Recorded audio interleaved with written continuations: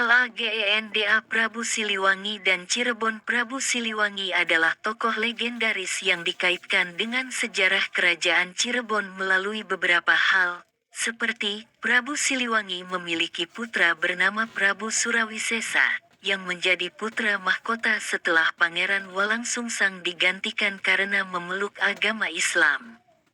Prabu Siliwangi mengirimkan upeti kepada Pakuan Pajajaran, seperti yang dilakukan oleh Pangeran Cakrabuana. Prabu Siliwangi menerima maklumat dari Pangeran Syarif Hidayatullah untuk tidak mengirim upeti lagi, karena Kesultanan Cirebon sudah merdeka. Prabu Siliwangi dikaitkan dengan legenda Prabu Siliwangi, yang merupakan tokoh semi-mitologi dalam tradisi lisan Sunda. Prabu Siliwangi dikaitkan dengan beberapa tokoh sejarah, seperti Sri Baduga Maharaja, Raja Sunda yang bertahta di Pajajaran pada tahun-tahun 1482 sampai tahun 1521. Niskala Wastukancana, Raja Sunda yang memerintah selama 104 tahun dari tahun-tahun 1371 sampai tahun 1475. Sementara itu, Pangeran Walangsungsang adalah pendiri Kesultanan Cirebon. Ia mendirikan Kuta Kosot, Dalem Agung Pakungwati, dan membentuk pemerintahan di Cirebon pada tahun 1430 m. Sebagai kerajaan Islam yang berbasis di Pulau Jawa bagian utara, nama kerajaan Cirebon memang tak sementereng kerajaan Demak. Meski begitu, pada masanya, kerajaan Cirebon pernah menjadi pangkalan jalur perdagangan dan pelayaran yang penting. Tak hanya itu, kerajaan Cirebon ternyata masih punya keterkaitan dengan kerajaan Pajajaran. Pendiri kerajaan Cirebon adalah putra Prabu Siliwangi, penguasa Pajajaran. Kerajaan Cirebon merupakan kerajaan bercorak Islam di Pulau Jawa yang eksis sekitar abad ke-15 hingga abad ke-17. Pada masanya, kerajaan ini pernah menjadi pangkalan penting dalam jalur perdagangan dan pelayaran. Hal ini karena kerajaan Cirebon terletak di pantai utara Jawa, antara perbatasan Jawa Tengah dan Jawa Barat. Pendiri kerajaan Cirebon adalah Raden Walangsungsang atau Pangeran Cakrabuana, putra Prabu Siliwangi dari kerajaan Pajajaran. Pertumbuhan dan perkembangan pesat dialami kerajaan ini saat diperintah oleh Syarif Hidayatullah atau Sunan Gunung Jati tahun 1479 sampai tahun 1568 m. Di bawah kekuasaannya, Kesultanan Cirebon mengalami pertumbuhan pesat di bidang agama, politik, maupun ekonomi. Setelah lebih dari 2 abad berdiri, Kerajaan Cirebon runtuh pada abad ke-17. Sumber sejarah Kerajaan Cirebon didapat dari Babat Tanah Sunda dan Carita Purwaka Caruban Nagari.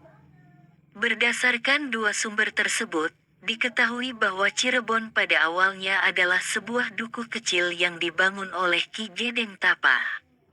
Dengan dukungan pelabuhan yang ramai, wilayahnya pun berkembang menjadi kota besar di pesisir utara Jawa. Setelah Ki Gedeng Tapa wafat, cucunya yang bernama Walangsungsang, mendirikan Istana Pakungwati dan membentuk pemerintahan di Cirebon.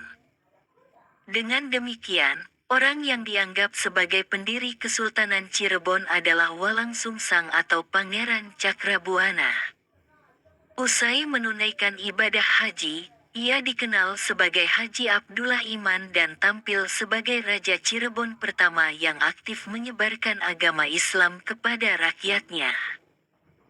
Perkembangan agama Islam dan masa keemasan Kerajaan Cirebon. Salah satu raja terkenal Kerajaan Cirebon adalah Syarif Hidayatullah atau Sunan Gunung Jati, yang berkuasa antara tahun 1479 sampai tahun 1568 m. Selain memajukan kerajaan, Syarif Hidayatullah berperan besar dalam penyebaran agama Islam di Cirebon.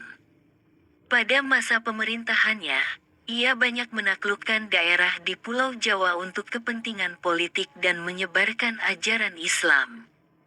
Beberapa wilayah yang berhasil dikuasai adalah Banten, Sunda Kelapa, dan Raja Galuh. Sementara di bidang perekonomian, Sunan Gunung Jati menitik beratkan pada perdagangan dengan berbagai bangsa, seperti Champa, Malaka, India, Cina, dan Arab. Sunan Gunung Jati kemudian diyakini sebagai pendiri dinasti Raja-Raja Kesultanan Cirebon dan Kesultanan Banten serta penyebar agama Islam di Jawa Barat. Lagenda Prabu Siliwangi dan Cirebon. Prabu Siliwangi adalah tokoh legendaris yang dikaitkan dengan sejarah kerajaan Cirebon melalui beberapa hal, seperti Prabu Siliwangi memiliki putra bernama Prabu Surawisesa, yang menjadi putra mahkota setelah Pangeran Walangsungsang digantikan karena memeluk agama Islam. Prabu Siliwangi mengirimkan upeti kepada Pakuan Pajajaran, seperti yang dilakukan oleh Pangeran Cakrabuana. Prabu Siliwangi menerima maklumat dari Pangeran Syarif Hidayatullah untuk tidak mengirim upeti lagi, karena Kesultanan Cirebon sudah merdeka. Prabu Siliwangi dikaitkan dengan legenda Prabu Siliwangi, yang merupakan tokoh semi-mitologi dalam tradisi lisan Sunda. Prabu Siliwangi dikaitkan dengan beberapa tokoh sejarah, seperti Sri Baduga Maharaja, Raja Sunda yang bertahta di Pajajaran pada tahun-tahun 1482 sampai tahun 1521. Niskala Wastukancana, Raja Sunda yang memerintah selama 104 tahun dari tahun-tahun 1371 sampai tahun 1475. Sementara itu, Pangeran Walangsungsang adalah pendiri Kesultanan Cirebon. Ia mendirikan Kutakosot, Dalem Agung Pakungwati, dan membentuk pemerintahan di Cirebon pada tahun 1430 m. Sebagai kerajaan Islam yang berbasis di Pulau Jawa bagian utara, nama kerajaan Cirebon memang tak sementereng kerajaan Demak. Meski begitu, pada masanya, kerajaan Cirebon pernah menjadi pangkalan jalur perdagangan dan pelayaran yang penting. Tak hanya itu, kerajaan Cirebon ternyata masih punya keterkaitan dengan kerajaan Pajajaran. Pendiri kerajaan Cirebon adalah putra Prabu Siliwangi, penguasa Pajajaran. Kerajaan Cirebon merupakan kerajaan bercorak Islam di Pulau Jawa yang eksis sekitar abad ke-15 hingga abad ke-17. Pada masanya, kerajaan ini pernah menjadi pangkalan penting dalam jalur perdagangan dan pelayaran. Hal ini karena kerajaan Cirebon terletak di pantai utara Jawa, antara perbatasan Jawa Tengah dan Jawa Barat. Pendiri kerajaan Cirebon adalah Raden Walangsungsang atau Pangeran Cakrabuana, putra Prabu Siliwangi dari kerajaan Pajajaran.